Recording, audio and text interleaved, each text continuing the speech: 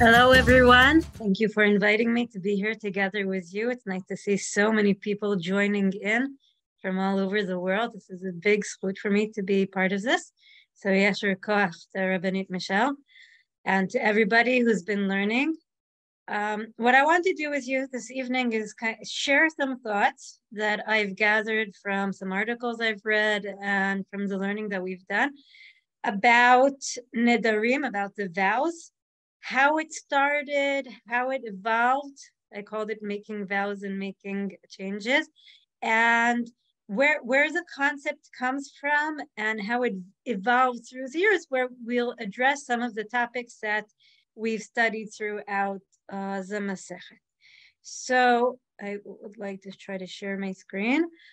Wonderful. So what I want to do is I want to start with the psukim in the Tanakh and look at them and try to think what a vow is in the Tanakh itself, what function it fulfills, and then we'll be able to kind of compare it to what we see later on and what we've seen throughout the Masechet. So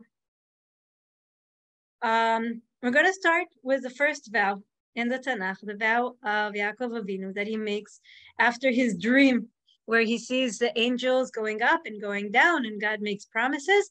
And then it says, Vayidar Yaakov neder le'emor. So Jacob made the vow, saying, Im yeh Elohim imadi, ושמרני בדרך הזה אשר אנוכי הולך, ונתן לי לחם לאכול ובגד ללבוש. So if God remains with me, protecting me on this journey that I am making, and giving me bread to eat and clothing to wear, ושבתי בשלום אל בית אבי, והיה השם לי לאלוהים, and I returned safe to my father's house, and Hashem shall be my God, or then Hashem will be my God, והאבן הזאת אשר שמתי מצבה יהיה בית אלוהים, וכל אשר תיתן לי עשר לעשרנו לך. So this stone which I have set up as a pillar shall be God's abode, and of all that you give me I will set aside a eighth for you. So we see here a vow. We can say that the vow is that Yaakov is promising to do things. That's how we sometimes, and especially throughout this Masechet, look at a vow, promising to do things or to refrain from doing. But if we notice what Yaakov actually is doing here, he's sanctifying something. He's sanctifying this stone to become the house of God, God's abode, and he's sanctifying a tenth of everything that he gets from God. And we can, if we go out throughout the Tanakh, we can see that we can argue if it's 90% or 100% of the vows have to do with sacrificing, have to do with creating Kedusha in the world, with promising to give something to God. Okay, if we look at the psukim that talk about vowing, it might not be so apparent, because it says, Ki tidor neder leHashem Elohecha lo te'acher leshalmo. When you make a vow to God, Hashem, do not put off fulfilling it. Ki degrosh yidreshenu Hashem Elohecha v'imach ve'ebechachet. For your God, Hashem will require it of you, and you will have incurred guilt, right? So you need to fulfill it on time. So, but it doesn't say fulfill. I mean, it says that in your translation, but that's not what it says in the Hebrew. In Hebrew, it says lo te'acher, which means don't be late. Leshalmo. Leshalem sounds, in modern day Hebrew, leshalem is to pay. But that's also not the exact word, so we'll think about it in just a second. Whereas you incur no guilt if you refrain from vowing. מוצא שפתיך תשמור ועשית כאשר נדרת להשם אלוהיך, נדבה אשר דיברת בפיך. So we're talking, you must fulfill what has crossed your lips and perform what you have voluntarily vowed to your God, Hashem, having made the promise with your mouth. So here they talk about vowing and promising, neder and nidava. But nidava is not only a promise.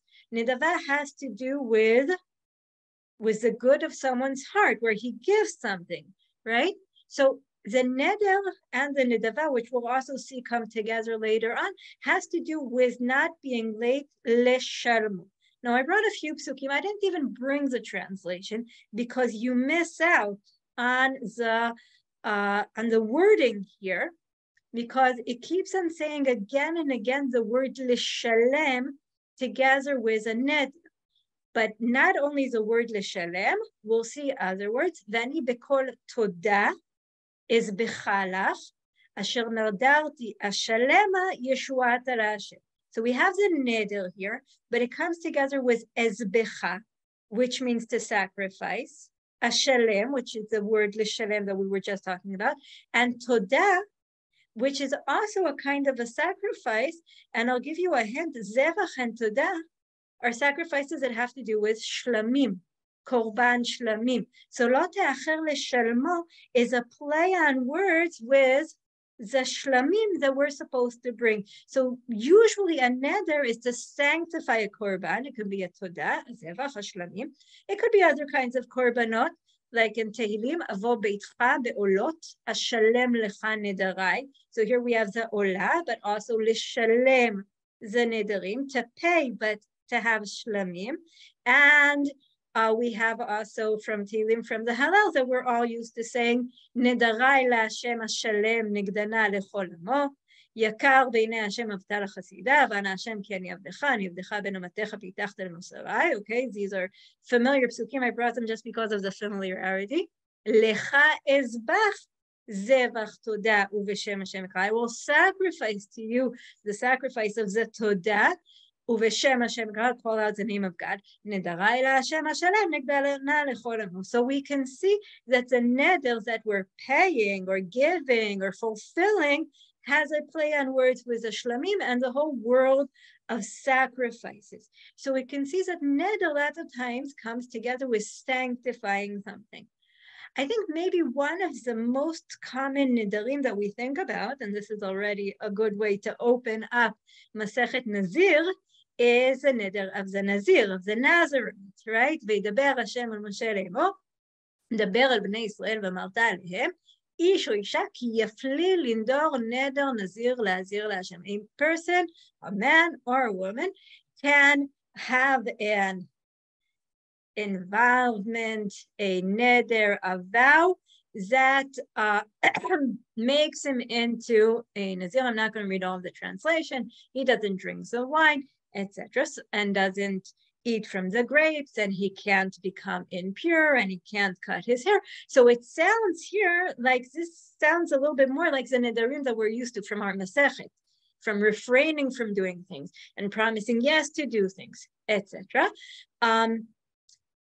And then we continue. The Nazir has a lot of very numerous details after telling us what you do and you don't do during the time of the Nazirut.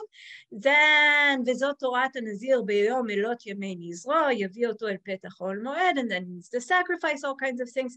And there's whole big procedures that he goes through, bringing the offerings and even cutting his hair and burning it, etc. Now, again, we can look at the Nazarite as someone who promises to do something and he promises to refrain from stuff. And that gets it closer to our world where we think about people vowing as a way of committing themselves to do things or promising to do things, not promising not to do things. But even in the Nazarite, if we think about it, he's considered kadosh. Okay, in Pasuk Chet here, I'm going back, Kol Yemei Nizro, Kadosh hu LaHashem. There's something about what he is during the time when he's a Nazarite, his growing of his hair, the fact that he's making sure that he doesn't become impure, that he doesn't desecrate himself by drinking wine, is he sort of turns himself into being holy. He sanctifies himself. His neder brings this kedusha into the world, but the kedusha is now upon himself. And even if we don't want to go that far, we can go back to the things that happen at the end of this time when he's a Nazir and he brings a korban. We can, a person vows to become a Nazir, to become a Nazarite, and he has this 30 days or however many days that he decided that he's going to be a Nazarite.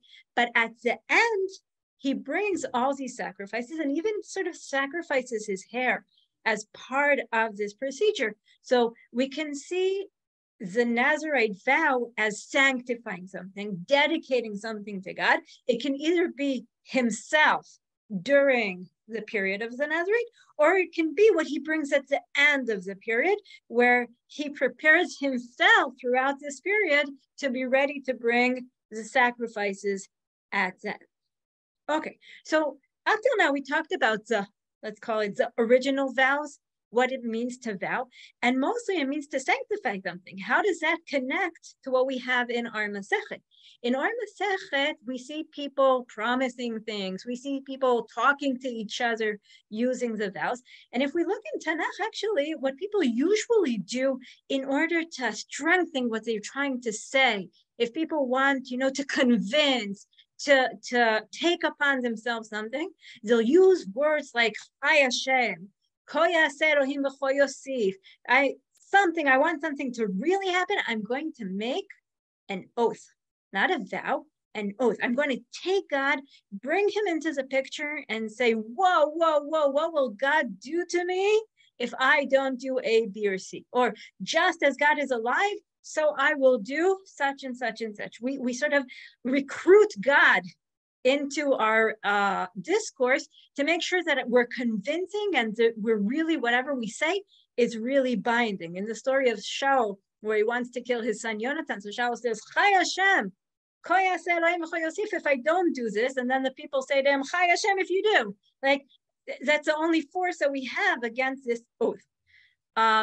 Interestingly, in the beginning of Shmuel, when Eli is trying to convince Shmuel to tell him what prophecy he saw, so he says, which is, God will do to you so and so, without actually saying what God will do to you if you don't tell me the prophecy. And this is a good way to find out who's God-fearing and who's idol-worshipping. Because when we see the same words with Izebel, she's already saying Koyasun Elohim, V'choyosifun. She's talking in plural about the gods, whereas when we talk about the God, we talk in singular. Okay, but so in the Tanakh, when people really wanted to strengthen what they say, they'd use an oath, not a vow. A vow is sanctified. So something changes from the time of the Tanakh to the times of Chazal, where in the times of Chazal, instead of using oaths all the time, we're sort of using vows all the time. And we don't have a lot of time, so I'm just going to, I brought here a source from Nedarim, where they're talking about what's the difference between a neder and a nedava. Okay, why is a neder different than a nedava? And what the source is telling us is that neder is a little bit tricky, because if somebody makes a neder, then if they sanctify an animal and the animal gets lost, then they're still responsible for bringing another animal, because they made a neder to bring in an animal. Whereas in a device, they sanctified a specific animal. And then it says at the end of the source, the Tanya Amu al Hillel Zakin, Shelo ma'al adam be'olato kol yamav, mevi'ah kshehi chulin la'azara u'mekadisha. Meaning, what Hillel said was, I'll sanctify it at the last moment possible, and then it won't get lost, and I won't be bound to bring another one. It's all tricky, and it's problematic. From here, we sort of understand that a person brings a neder, it's very binding, and it's a lot of responsibility. If you lose the one that you wanted, you need to get another one. So why would somebody want to do it? For that exact reason. A person wants to commit himself. A person wants to make sure that what he or she decided to do, they're actually going to do. It's a way of forcing yourself to do something. Now, when you force yourself to do something, sometimes you're going to end up being happy about it, but sometimes you're not, because you're really putting yourself into a situation. I'd even like to use a harsh word called manipulation. Okay? You're using the words to manipulate yourself, your future self, to fulfill what your present self wants you to do. Okay? So you're creating the certain kind of a binding commitment that will afterwards make you responsible for so many things that you might not actually want to, because there are so many things that can happen on the way. Now, in a sense, what you're doing is you're tying your hands. It's a way, again, of your present day self to commit your future self, to bind your hands, to put yourself into a commitment you can't get out of. Now, we like to do that a lot of times. Use halacha, use Torah in order not to have to deal with making decisions.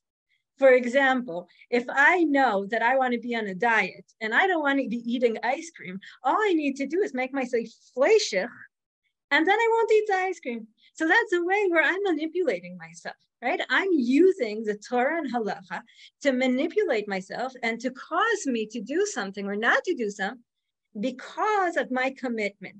Like my past actions are committing my future self, so I can't do something because religiously I can't allow myself to. Now, in a sense, this is a kind of manipulation.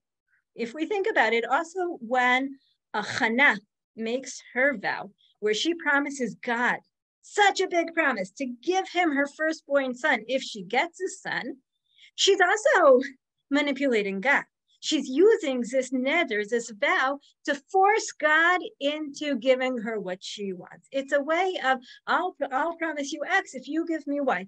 It's not manipulating your future self, even though that's also, but it's a way of trying to gain control of the situation. Later on, Chazal will also see Chana as being manipulative in other ways of using halacha in order to force God into doing what she wants. Okay. So what do we see now? There are some scholars who say that Chazal preferred it this way, meaning Chazal didn't want people to be making a lot of oaths because then they're taking the words of God and desecrating them. Because involving God in an interpersonal relationship is not a good idea. It's an unnecessary desecration of the name.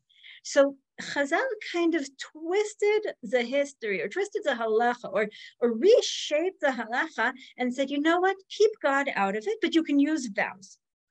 How do you do that? You'll, instead of vowing to give something, to sanctify something, say that something is prohibited as if it was sanctified.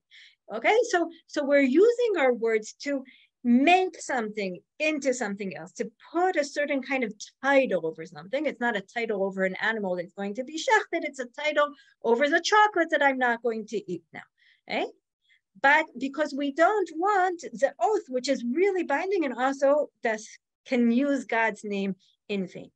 But then what happens is that once we've opened this up, people will use the vows not only to manipulate themselves, to cause themselves to do things that they're committed to, but also to manipulate other people.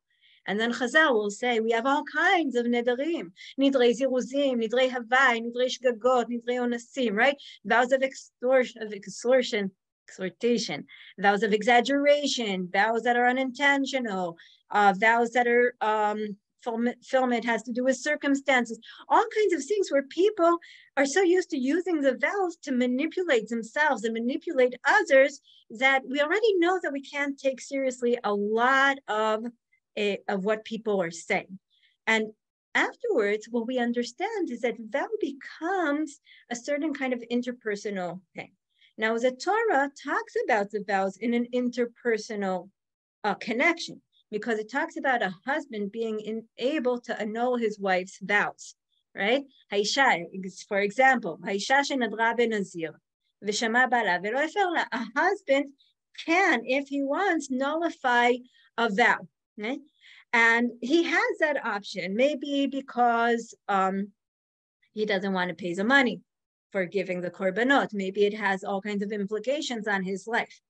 But now the Tosefta tells us, since he has this option to nullify the vow, if he uses the option or doesn't use the option, also becomes a question of interpersonal relations. Okay? So what happens if he doesn't nullify it? Rabbi Meir וRabbi Yehuda omer, hu noten etzba ben shinea. Im ratza lefer efer. Okay? Second. Okay, he's like sticking his finger in her mouth. I think I maybe miscopied this, but there are two ways of looking at the husband's way of nullifying the vows. One option is he has this right, but he also has the right of saying, I don't want my wife vowing all these vows and it gives me too much trouble and I don't want it. But another way is to say he becomes responsible for her vows, meaning once a husband has the right to nullify his wife's vows, it becomes sort of a game between them. It becomes a question: who's manipulating who? Is she manipulating him? Is he manipulating her? How is this relationship built? And I think manipulation might be a little bit harsh, but it's like, if we use the vows as trying to make a commitment, but it's a commitment that's also dependent on somebody else, it also becomes a form of communication, where someone says something about themselves and has a certain expectancy of somebody else replying. Okay, I think one of the most important sugyot here, and I'll finish with this, is a very pretty, very nice, I don't know, interesting sugya, where it talks about, we go back to Masechet Ketubot, and Masechet Ketubot tells us that if a husband makes a vow that he won't have relations with his wife, then there's a machloket if 1 week or 2 weeks, and afterwards it's considered a breach of the marriage, and then he needs to give her a get and a ketubah and let her go. And then there's another place where it sounds like after 1 day already he needs to give her the ketubah. Okay? It talks about the situation where she makes a vow. She makes a vow that she's not going to put on her makeup or whatever adornments. But if she does, then she will not be allowed to have intercourse with her husband. Right? So then the Gemara asks afterwards, okay, so what will happen if she puts on her adornments and then they will be prohibited having intercourse? Why does he need to let her go that day? Maybe we can have a week or 2 weeks. Why is this considered at the same day already a breach of this commitment of the marriage? And then the Gemara says something beautiful. It says, Hani mile hecha de adra ihu. When he's the one who makes the vow, we give him time. De savra mirdach ratach ilavai, vehashta yativ date. She says, he's angry. He makes this vow out of anger, but I know after a week or 2 he'll calm down. Everything will be okay. Aber hacha de nadra ihi veshatikla. She's the one who makes the vow and says, I'm not going to be able to have intercourse with you. And he doesn't say anything about it. Savra mide ishtak misnahu desani. She says, if he didn't nullify this vow, that means he hates me. In other words, the Gemara here is assuming or understanding that sometimes people make a vow as a way of expressing anger. I am so angry, I can't have intercourse with you now for 2 weeks. And we might be okay with that. We might accept that this is a certain way of expressing feelings. But when a woman makes the vow, she doesn't want him to shut up and say, okay, be angry and we'll wait till it goes over. She's waiting for him to say, no, my lovely, how can you say such a thing? I love you, okay? Or for example, she stands in front of the mirror and she says, oh my God, I'm so fat, I'm not eating chocolate anymore. She's not waiting for him to say, okay, my lovely, whatever you say. What she wants him is to say, Chas v'chalila, you're beautiful. You can't say no to chocolate because you're so beautiful. Meaning, when a woman makes a vow, it's a certain kind of communication. It's a way of expressing something where she knows that her husband has a way to reply, and she's waiting for that reply. There's so much more to say, but I'm just going to finish with the following words. Chazal, by enabling people to, instead of making an oath and that way express things towards themselves, towards other people, they use the neder to say, okay, I'm taking the world of Kedusha and using it to create an Isur, making myself, forcing myself to do A and B or not to do whatever. And by there also incorporating the ability of a husband to nullify his wife's vows, the vow becomes a way of expression. It becomes a way of communication. When someone's angry, he'll make a vow. When a wife is angry, she'll make a vow, but she'll want her husband to be responsive to this vow. It will be part of their discourse. But the truth is that we don't like it.